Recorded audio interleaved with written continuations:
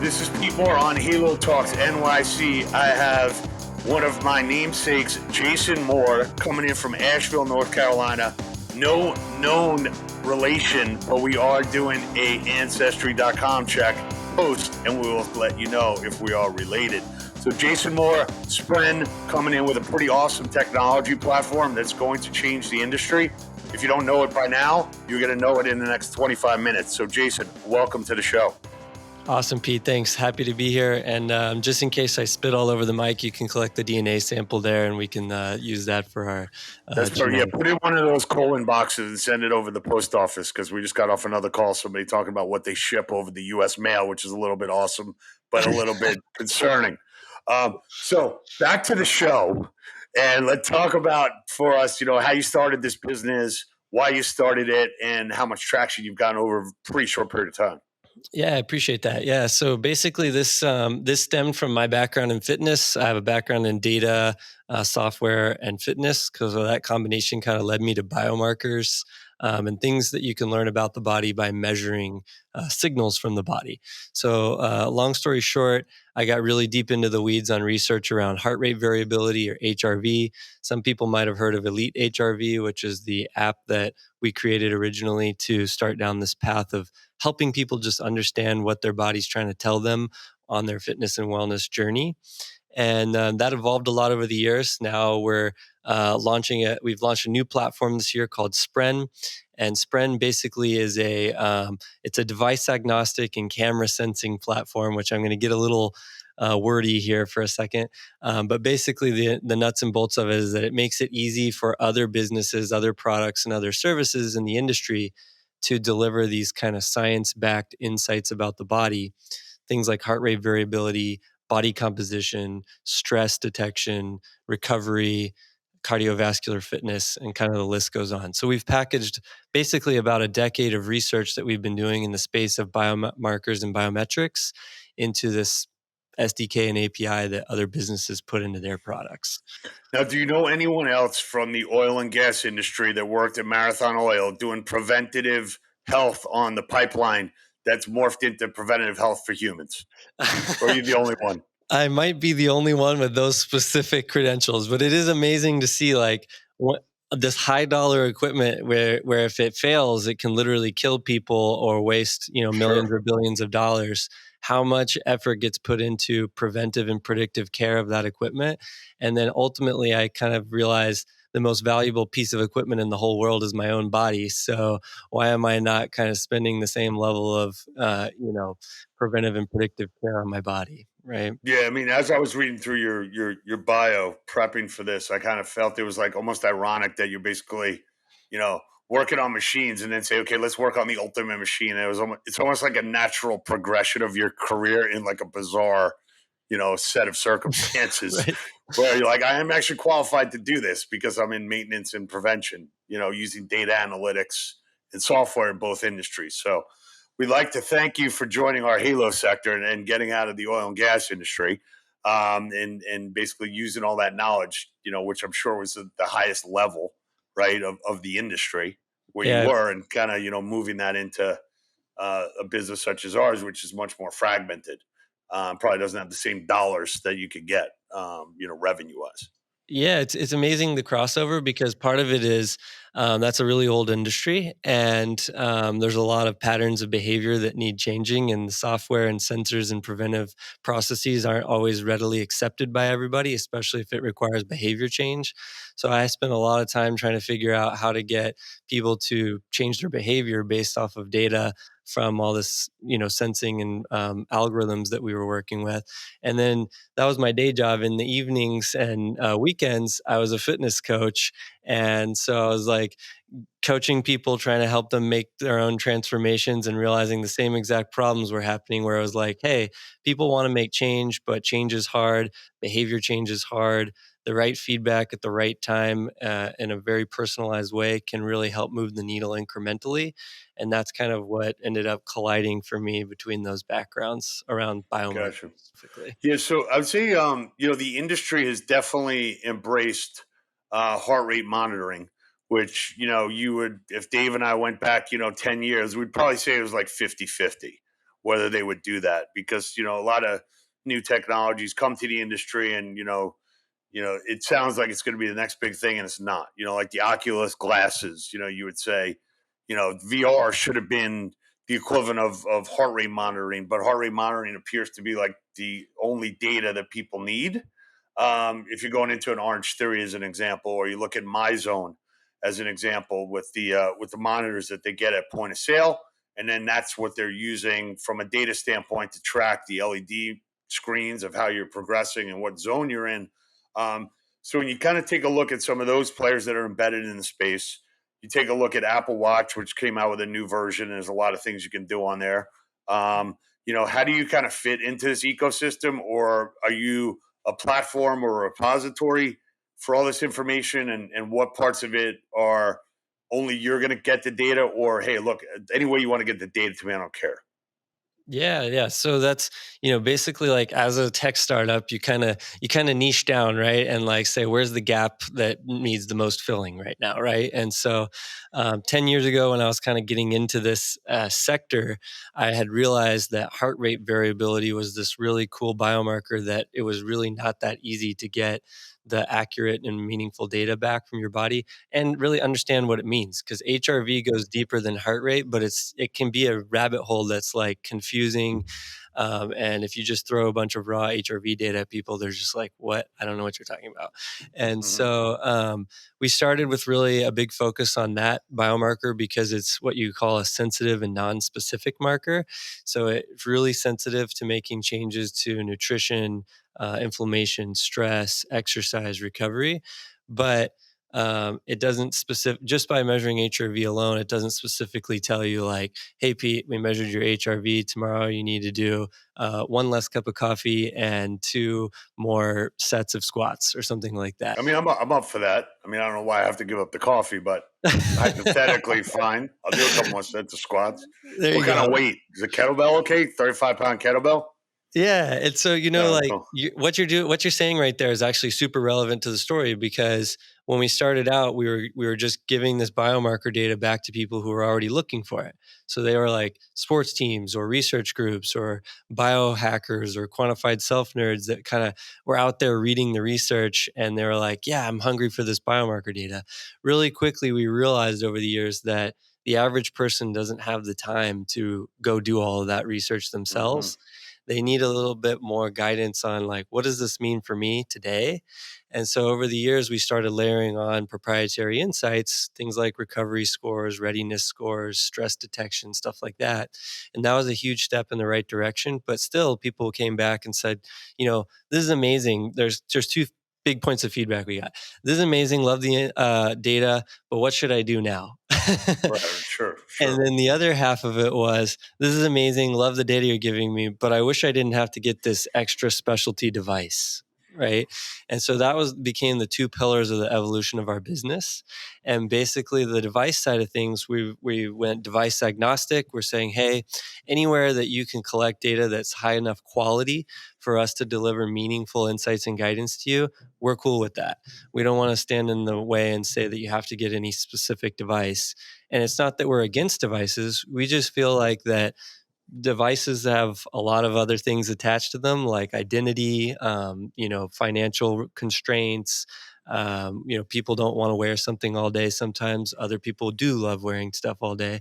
So we're like, look, we're not going to try to restrict the whole playing field. Let's just try to work with as many of these devices as we can, including inventing our own tech where we can use smartphone cameras as an actual biometric sensor. Yeah, I mean, that seemed like next gen when I was watching that part of the video. I will tell you one thing before we move on Yeah. is and I don't have a gripe against Aura, so I don't want anyone to call me or send me any emails if anybody's working there. No offense, but I get this device, right, the Ring, and I'm wearing it for 3 weeks. And after 3 weeks, I'm like frustrated at the Ring for how it's communicating with me. So Mm-hmm. I don't sleep very well. I know that, right? I don't Mm-hmm. need the Ring I don't need to wake up every day and say, in capital letters, like, pay attention. Like, I left my mom's, house, because I didn't really want to pay attention anymore. I wanted to kind of blaze my own trail, right? So I went to college furthest away from my house. Not that far, but at least a couple hours flight. So when I looked at your interface and I looked at feeding information in, how it's kind of talking to me back, I felt like I was friends with your device and you weren't like making me feel bad about myself. And I'm sure that was by design. Yeah, I think that's a great point, Pete. And like honestly, we went down a learning path on that. So sometimes we would say, look, hey, let's say you're into high intensity training or something, right? Originally, we were kind of like, oh, today's kind of your body's under more stress. You should not train today. And people Mm-hmm. were like, what the heck? But I want to train today, right? Right. And so or like I can't skip it because I have a competition coming up or something, right? And so basically what we realized is that we really need to meet people where they are with their goals. And one step in that direction is to say, hey, here's the state of your body. If you want to go down this route, we recommend prioritizing some restful, like active recovery activities, on the side of this, etc. We want you to do what you want to do. We just want to also help you kind of get away with as much as you can in the process, and Right. optimize what you want. So let me ask you, just on the back end, because a lot of people view software as as a black box, if you will, and there's algorithms going on, there's data being fed back, there's data being crunched, and then instantaneously it says, "Hey Pete, you need to drink like an extra 3 glasses of water if you're going to go do this type of workout because you didn't do X Y Z, or some marker is a little bit off." How much data have you guys aggregated in order to push out that recommendation or that Yeah. advice? Yeah, so basically, over the past few years, we've had hundreds of thousands, we have over 700,000 now users actively collecting data, and we're currently rolling out to audiences around 30 million in size. So we're pretty excited about that. We can talk more about that, but that we've processed over 4 billion biomarker data points at this point, with 100 million other contextual markers attached to that. And those other contextual markers are things like, exercise data, sleep data, caffeine, alcohol consumption, blood pressure, and other markers, self-reported stress levels, or muscle soreness, and a bunch of stuff in between. And so that's kind of where, over the years, we've become a lot more sophisticated on linking kind of the physiology, behaviors, and outcomes, which we see as sort of the three pillars of how people can kind of progress in their journey. You've got your current state of your body, you've got your behavior, which is today's behavior plus your habits, and then you've Hmm. got outcomes, and that's kind of what you're hoping to achieve, right? And so those are kind of our three pillars that we started linking all of this massive data sets to help people get more specific guidance. And then we can dig into, if we have the time, is the evolution of that is actually then when it gets embedded into other products. And that really closes the loop on answering the question of, now what should I do? Got it. Yeah. So you've got a lot of partner logos listed on your website.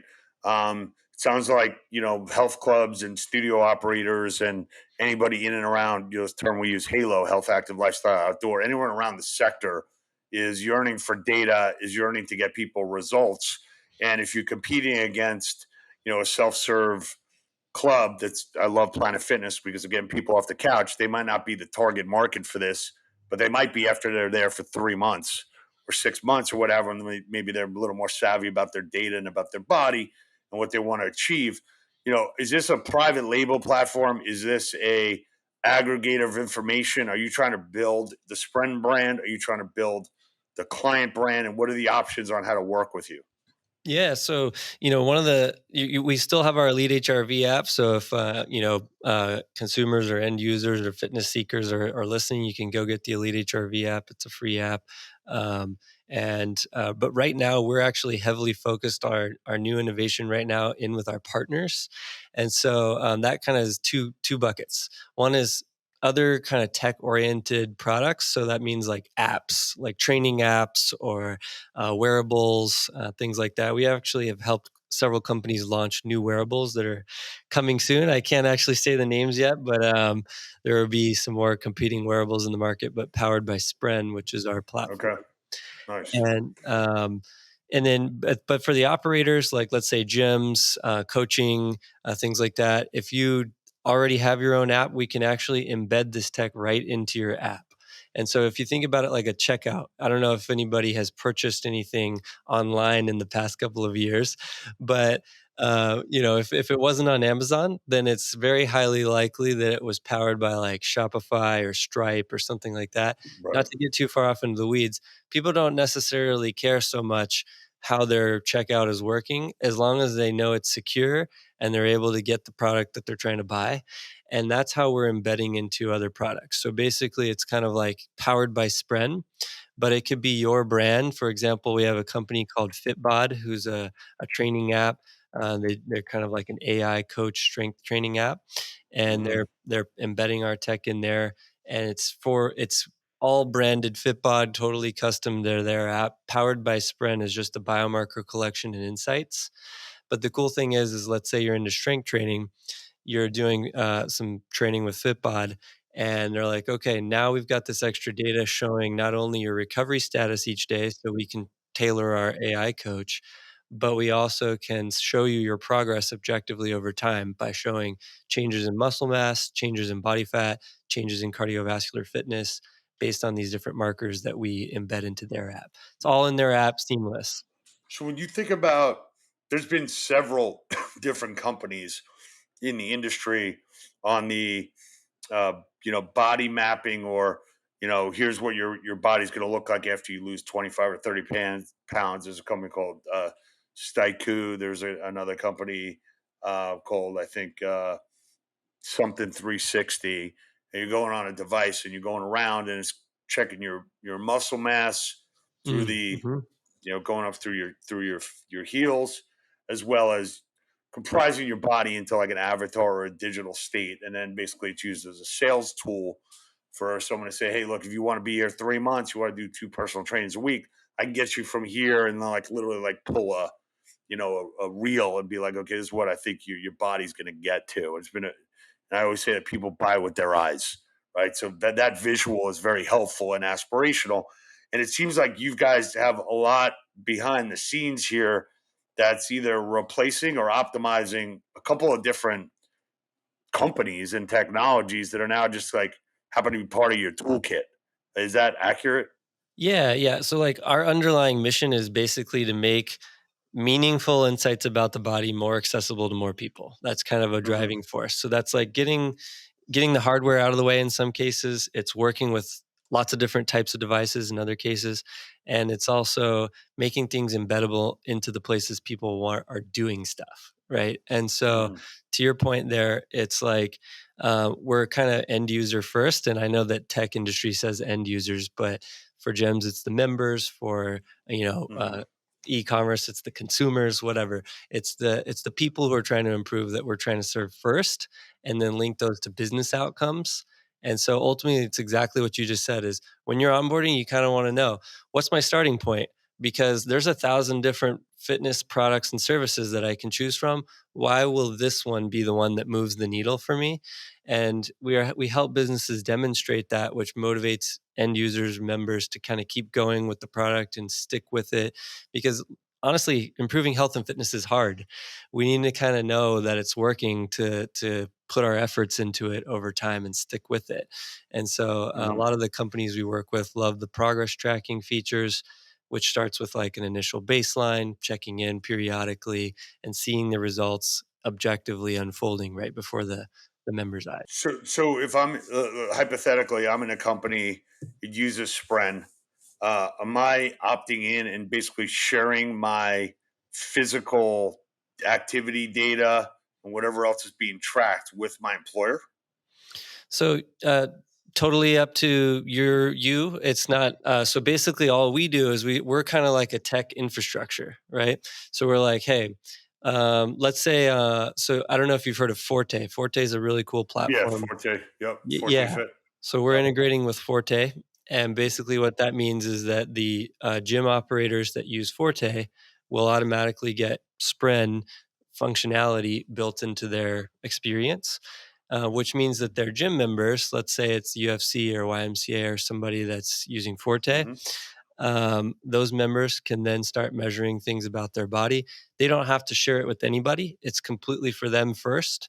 But optionally, there are ways that you can share it with a coach or share it with a provider or share it with your employer, but that would be kind of separate products that you would have to opt into. So it's all under ultimately your control as the business and your control as the end user. Gotcha. Understood. Are you seeing a lot of people using the software right now for event driven? Are you seeing it as like just a day to day routine? Are you seeing it where people are doing a challenge? I'm sure you get a lot of different clients that come in and say, "Hey, I'm doing this and I want to track it," or "I want to pilot this new program," or "Hey, I got some more money into my corporate, wellness program, and I want to. I don't know if I want to make like a 5 year commitment to the software because I don't know where this is going and I don't know what kind of uptake it's going to have." So, give us some ideas for people that are listening to this podcast, which will be thousands, Mister Moore, thousands. I get my mother on; she'll be like, "Jason Moore, get back." Anyway, Love it. right. Give us some ideas of people that are saying, "Hey, I'm trying something new and I want to use this and see how it goes." And that might expand the people that reach out to you afterwards. Yeah, so this is the beauty of this model where we've launched this platform, right? And what we found is that when we were going direct to consumer with Elite HRV, so many people benefited from the data, but they were doing so many different things with it. And so, from managing like a chronic health condition to dealing with mental health and fitness to just trying to be more active or get fitter or even train for the Olympics, we've literally helped people win gold medals in the Olympics training, adapting their training with our data. And so the spectrum is pretty wide. So going as this platform, it allows us to get embedded with some really cool partners. So a couple examples. One is a company called Make Visible. Actually, I think they're Visible, but Make Visible is their Uh-huh. URL. They're helping people manage long COVID and chronic health conditions and track data that allows them to go from these conditions often restrict exercise a lot. And long story short, they're able to build up incrementally smaller, more exercise, get outside and do more. And this data is a feedback loop for that audience. Hmm. And it helps them stay ahead of pain and all these other issues that are associated with these long term chronic health conditions. So that's an amazing use case, but it's very different from the Fitbod use case where I talked about, where people are going in there for strength training. They have body composition goals where they want to increase muscle mass, decrease body fat, get stronger, that type of thing. And so they're using similar biomarkers, but in different ways. And the cool thing is, our platform powers up both of those experiences seamlessly. It's completely up to those businesses how they want to deliver the data.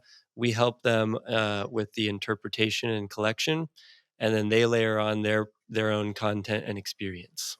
Got it. That sounds awesome. So in closing here, why don't you give us, you being an entrepreneur, coming from an industry where billions of dollars are spent on preventive maintenance and oil and gas. They're always buying the best technologies because it optimizes their bottom line and makes it safer.